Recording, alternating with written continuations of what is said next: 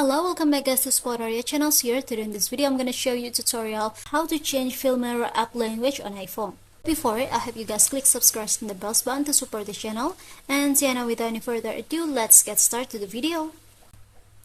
Well guys, firstly of course you just have to open the Filmora applications, and now in this Filmora just go ahead to this mine option at the bottom.